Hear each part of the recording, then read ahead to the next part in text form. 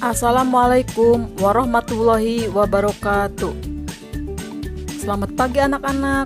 Hari ini kita akan belajar ilmu pengetahuan sosial. Materi yang akan Ibu sampaikan hari ini mengenai peristiwa Rengas Dengklok. Mari kita lihat tayangan berikut ini. Peristiwa Rengas Dengklok. Peristiwa Rengas Dengklok diawali oleh peristiwa menyerahnya Jepang tanpa syarat kepada pasukan sekutu pada tanggal 14 Agustus 1945. Berita tentang menyerahnya Jepang kepada sekutu diketahui oleh beberapa tokoh pemuda terutama Sultan Syahrir. Kemudian Syahrir dan beberapa tokoh pemuda segera menemui Muhammad Hatta yang saat itu baru datang dari Dalat, Vietnam.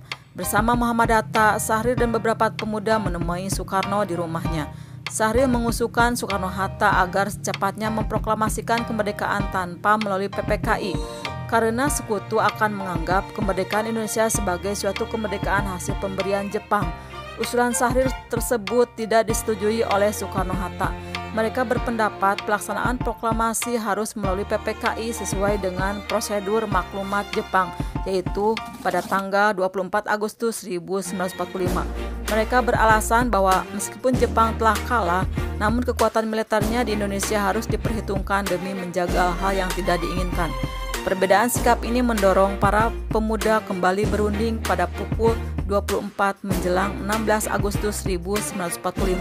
Rapat itu dihadiri oleh Sukarni, Khairul Saleh, Yusuf Kunto, Dr. Muwardi, Sudanco Singgih, dan Dr. Sucipto. Hasil perundingan itu menyepakati untuk membawa Soekarno-Hatta keluar kota dengan tujuan menjauhkan mereka dari pengaruh Jepang. Selanjutnya pada tanggal 16 Agustus 1945 pukul 4.30 Soekarno-Hatta dibawa para pemuda ke Rengas Dengklok, Karawang, Jawa Barat. Sampainya di Rengas Dengklok, Soekarno-Hatta dan rombongannya disambut baik oleh pasukan peta pimpinan Sudanco Subeno. Niat para pemuda untuk mendesak Soekarno-Hatta tidak terlaksana. Kedua tokoh golongan tua tersebut masih mempunyai wibawa yang cukup besar.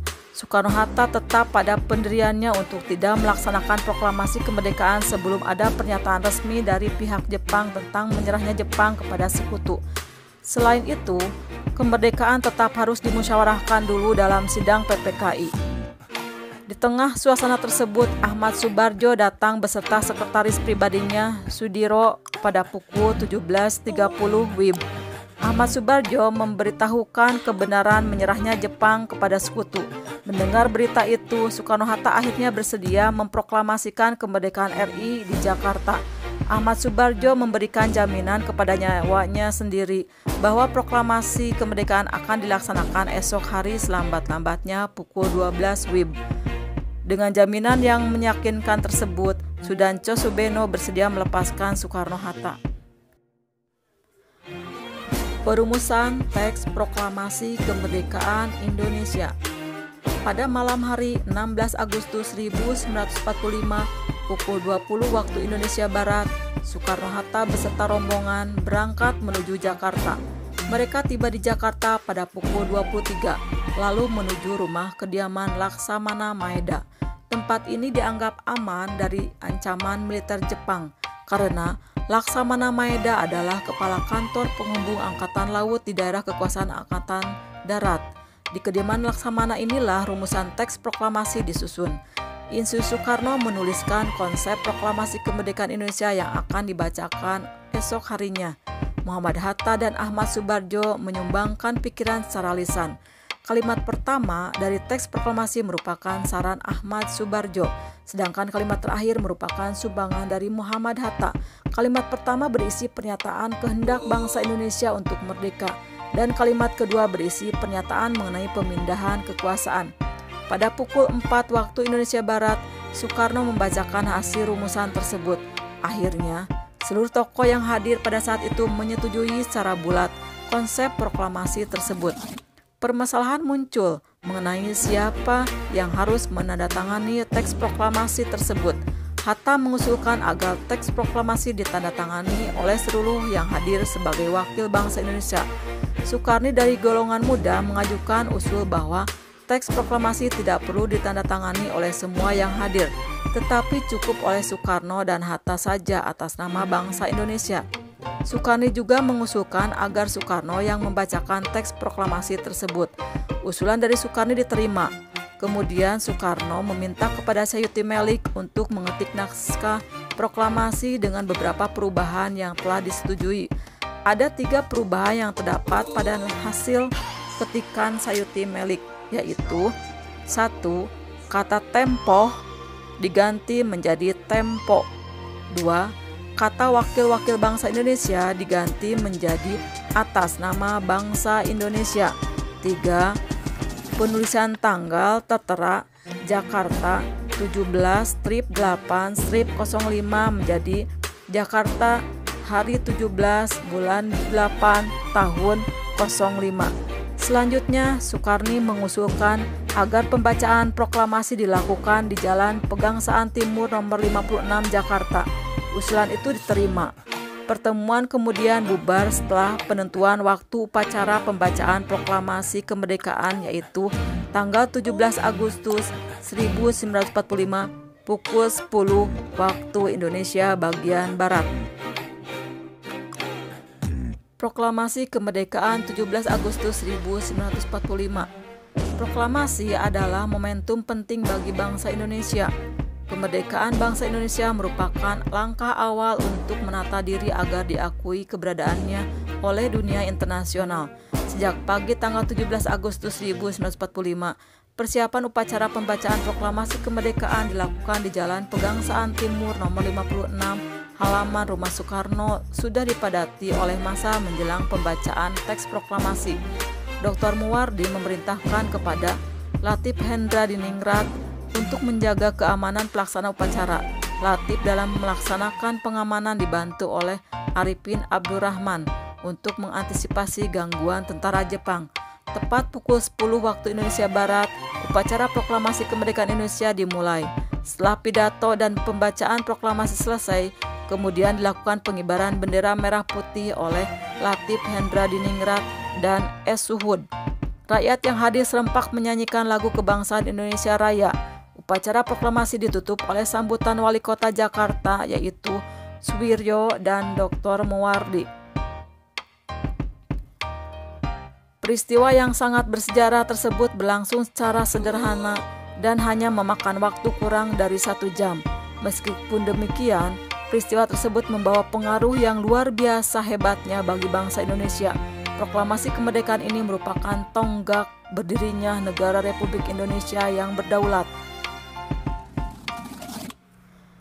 Sambutan rakyat terhadap proklamasi kemerdekaan. Puncak perjuangan bangsa dalam merebut kemerdekaan dari tangan penjajah adalah dengan diproklamasikannya kemerdekaan Indonesia pada tanggal 17 Agustus 1945. Sebagian besar rakyat Indonesia dapat dengan cepat menanggapi hakikat dari makna proklamasi itu. Namun demikian, ada juga yang menanggapi kemerdekaan itu adalah bebas dari segala-galanya, sehingga mereka berusaha melawan kekuatan yang selama ini membelenggunya.